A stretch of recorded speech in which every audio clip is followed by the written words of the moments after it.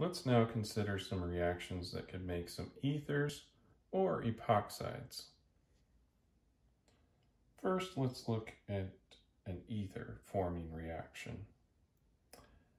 Now, this is very similar to the Williamson ether synthesis we just talked about.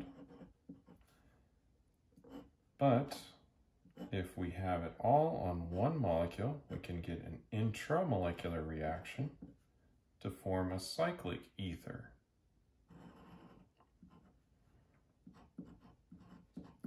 Now we'll need a base to deprotonate this alcohol, and then the reaction can proceed to make our cyclic ether, which in this case is THF, or tetrahydrofuran.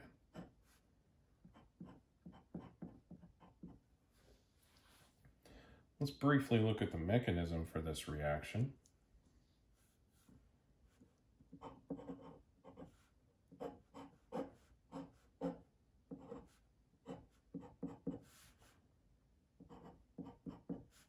So we have our hydroxide. We'll have that attack the proton, and then our electrons will move back over to the oxygen. And then let's redraw our molecule in a little bit closer form to our cyclic ether at the end.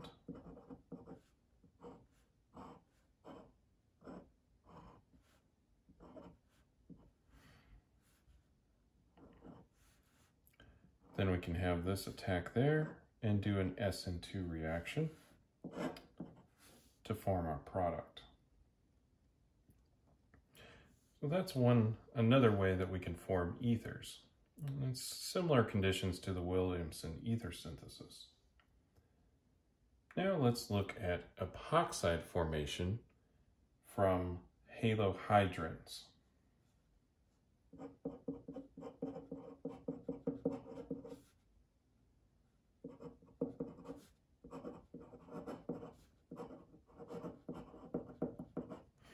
Now, a halohydrin is a molecule that has both a halogen and an alcohol on it. And they need to be in close proximity to each other so that we can form an epoxide.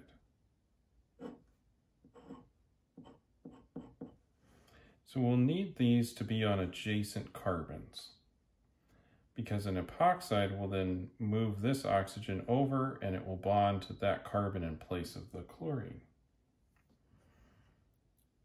So let's look at this, and we'll do this also under basic conditions.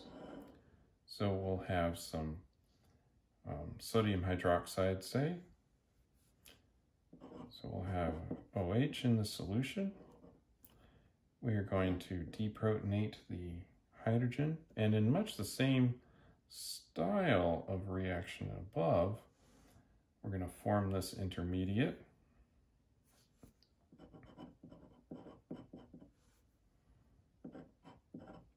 Just fill in the rest of the details on the reaction. So this intermediate will be just like this, chloride there, oxygen with a negative charge on it now.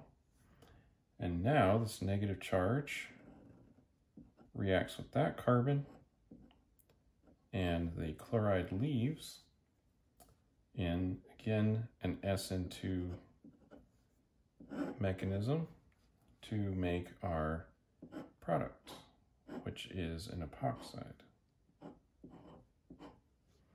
So that's a way that we can make some cyclic ethers or other ethers using basic conditions.